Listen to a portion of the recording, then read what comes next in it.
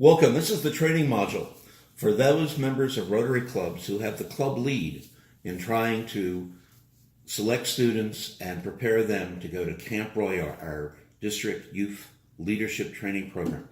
Your trainer today is past Governor Ken Corville of the Camp Royal Committee of the district, and he'll answer some questions that hopefully will be useful to you.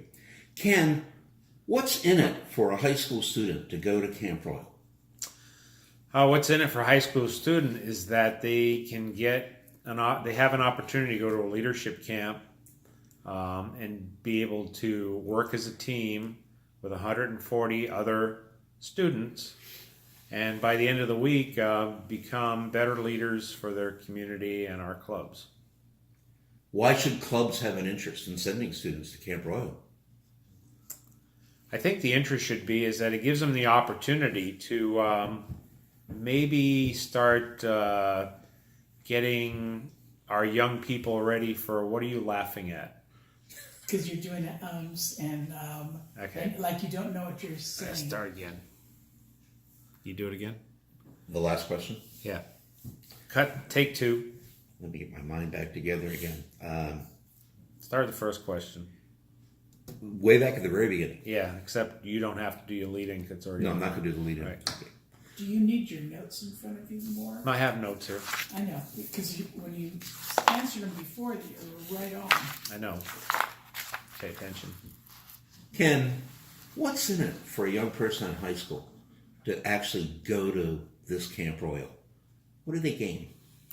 I think what they gain is that they have an opportunity to go interact with 140 other campers at Camp Royal to start showing what their leadership qualities are, how to learn how to become team players, and build new relationships for a week that can continue for a lifetime. Why should a club be interested in sponsoring students to go to Camp Royal? I think it's, as a Rotary Club, I think it's what we do in the community. It's our opportunity to build better leaders at an earlier age so that they can maybe someday come back and be great Rotarian members. So how does a club go about selecting and finding students to go to Camp Royal? Each club has their own way of selecting campers for Camp Royal. There are many clubs that already have things set up where they have a process that they go through and an application process that they send to the local schools or to the Interact clubs to pick the campers. If any of the clubs out there would like to have one of these, we could get them for them. But it's really up to each club to kind of build on their own prerequisite of what they want in a student to go to Camp Royal. So what are the qualifications the club should look for in selecting a student? I think some of the qualifications you look for selecting a student are, what are their leadership abilities? How do they do in school? What kind of organizations that they're tied into? Do they do community service? Are they part of what goes on in Rotary? Do they help with some of the events that go on in their communities? It's really about leadership, and there's no specific list of things to look for. It's really entirely up to each club. But one thing to learn is that if you look at America or even the world itself, they're not always 4.0 students that are the true leaders in this world. If you look at some of the great leaders and look at some of their academic scores, they're probably much less than that. When do the names actually have to get into Camp Royal or the district? Well, the first step is by December 31st of each year, each club's given the opportunity to be able to send 2 campers to Camp Royal. After December 31st, it's open, first come, first served. So the first deadline is December 31st. And those clubs that do hit that deadline, it's expected that they'll send in their payments for the Camp Royal campers by December 31st. And as they add more going forward, they'll pay for them as they go. What can we do after we select a student to help them prepare to go to the camp and find it successful? Well, I think the first thing we should do is make sure that the coordinator for each club, and each club has a coordinator that should be assigned to dealing with the Camp Royal campers, is to contact those folks face to face, not through emails, not through tweets, not through any electronic messaging service, but call them and talk to them personally and ask them to come to one of your club meetings so they can meet you and be part of, so they can see what goes on in the club and how important it is that they've been selected. Very good. What's the club's responsibility for transporting them to the camp? Club's responsibility is to get them to the bus.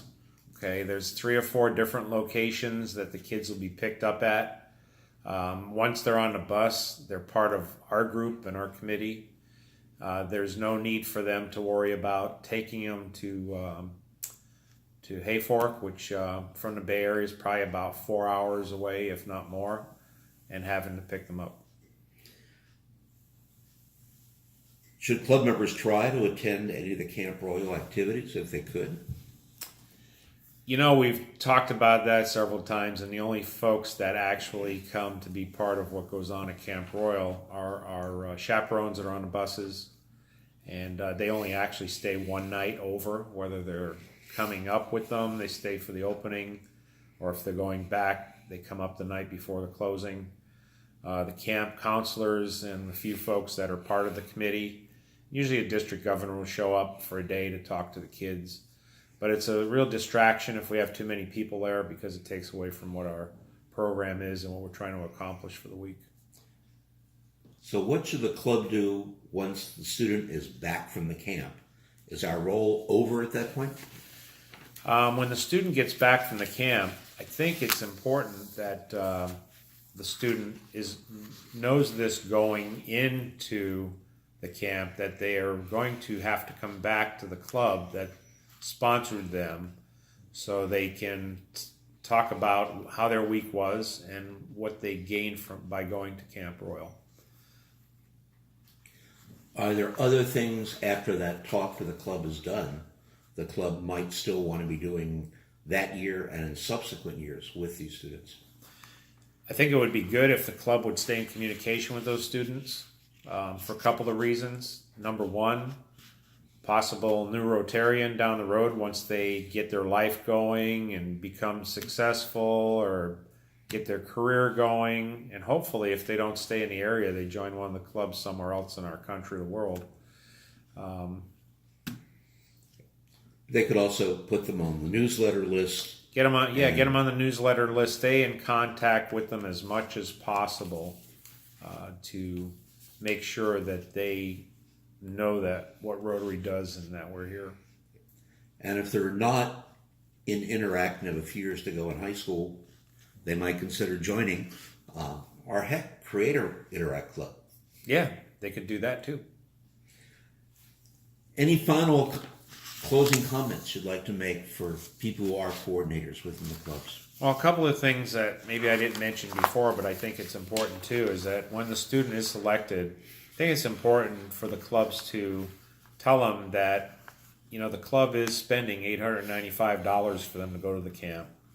They can consider it a scholarship because it's really kind of an opportunity that everybody in the community doesn't get.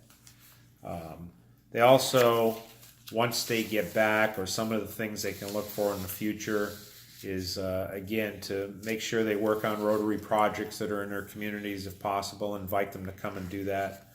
But I think in closing, I would say that choose your campers wisely. This is an opportunity to get some good leaders for the future. And believe me, we see them. When they get there, they're so... A lot of them are really introverted. They kind of keep to themselves, or they keep to their own groups that came from the same clubs or the same schools. But by the end of the week, they've built relationships with 139 other people that are at that camp.